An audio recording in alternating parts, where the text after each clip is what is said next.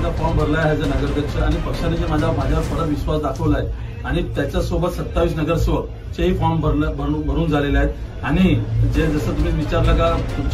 माझ्या विरोधमध्ये आज अशी परिस्थिती झाली शिवसेना मला आता जे समजतंय का शिवसेना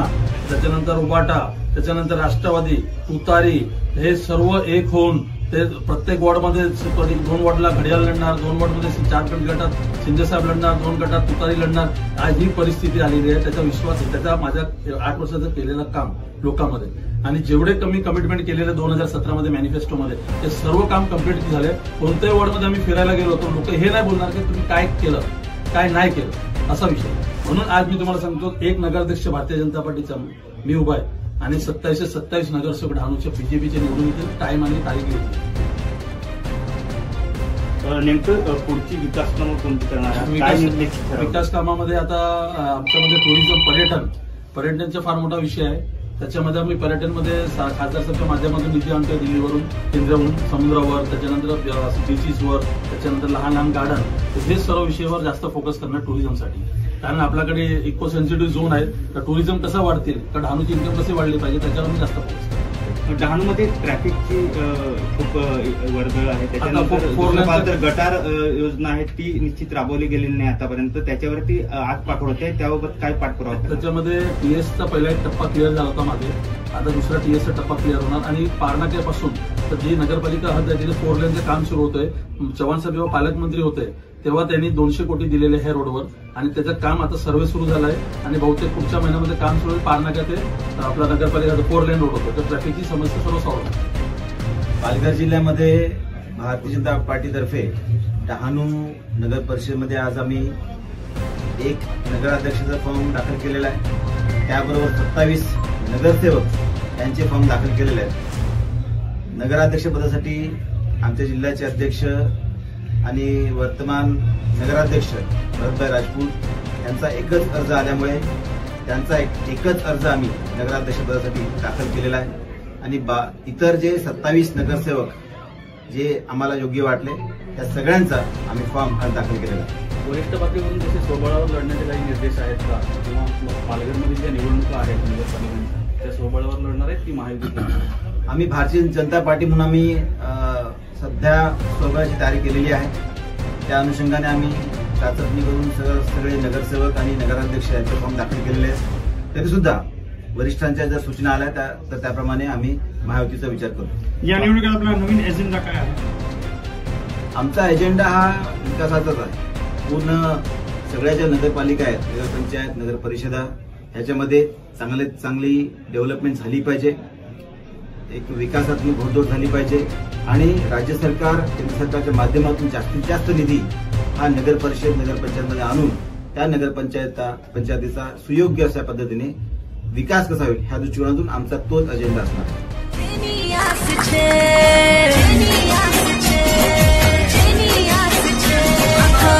डहाणू नगर ने जीनी आस छे पूरा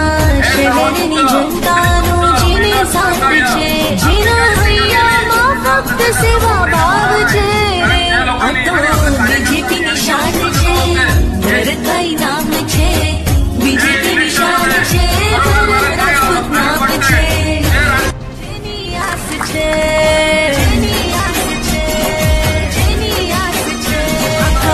डहाणू नगर ने जीनी आस छे पूरा शहर ની જનતાનો જીને સાથ છે જીના હૈયામાં ફક્ત સેવા ભાવ છે આ તો બીજેપી ની શાન છે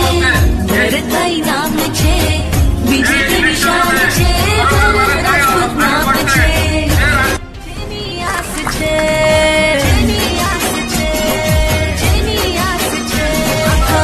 डहाणू नगर ने जीनी आस छे पूरा शहर ની જનતાનો જીને સાથ છે જીના હૈયામાં ફક્ત સેવા ભાવ છે આ તો બીજેપી ની શાન જેની આસ છે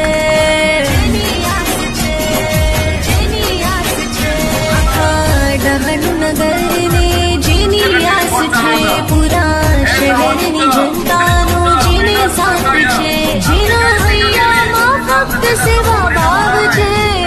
આ તો બીજેપી ની શાન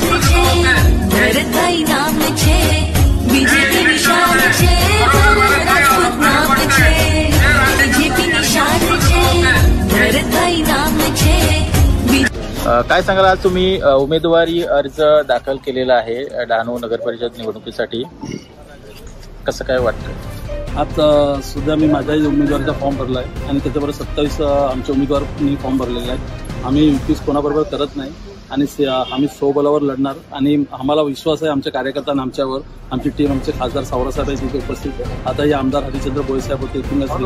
तर आम्हाला जे काम केलं लोकांचं आणि जे मोदीजीच्यावर विश्वास, देवेंद्रजीचा विश्वास आणि 1.5 वर्षात जे खासदार साहेबने आमच्या बॅल्टमध्ये काम केलं आहे आणि 8 वर्षाच्या माझ्या माध्यमातून जे नगरपालिकेमध्ये काम झाले ते लोकांचं जोडण्याचं काम झालं. लोक आम्ही आमच्या बरोबर आहेत. आज बिहारचे रिझल्ट बघितलं असेल तुम्ही, त्या रिझल्टमध्ये पण लोकांनी उत्तर दिलं आहे आणि डहाणूमध्ये आणि आपल्या जिल्ह्यामध्ये हे पूर्ण भारतीय जनता पार्टी 1-1.5 महिन्यामध्ये तुम्हाला प्रत्येक डहाणू नगराध्यक्ष, पालघर नगराध्यक्ष, वाडा नगराध्यक्ष, जव्हार नगराध्यक्ष, जिल्हा परिषदचा सभा अध्यक्ष हे सर्व बीजेपीचे असतील. कारण लोक सबका साथ सबका विकास त्याच्याबरोबर लोक आहेत.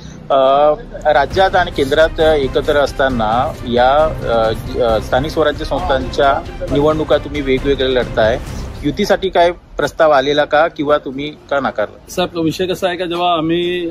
सेपरेट लढायचं ठरवलं तेव्हा पक्ष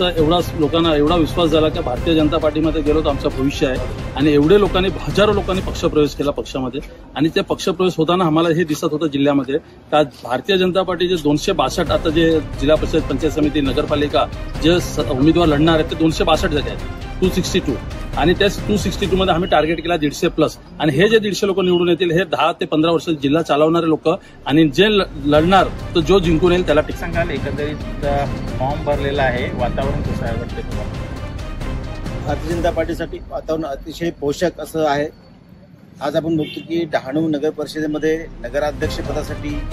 जिल्हाध्यक्ष भरतभाई राजपूत यांचा फॉर्म आम्ही भरलेला आहे. त्यासोबत 27 जे इच्छुक उमेदवार आहेत त्या सगळ्यांचा फॉर्म आज आम्ही भरलेला आहे आणि त्यामुळे मला निश्चित खात्री वाटते की या डहाणू नगर परिषदेमध्ये भारतीय जनता पार्टीची सत्ता आहे. बिहार निवडणुकीचा जो निकाल आला आहे त्याबद्दल काय सांगाल? निश्चितच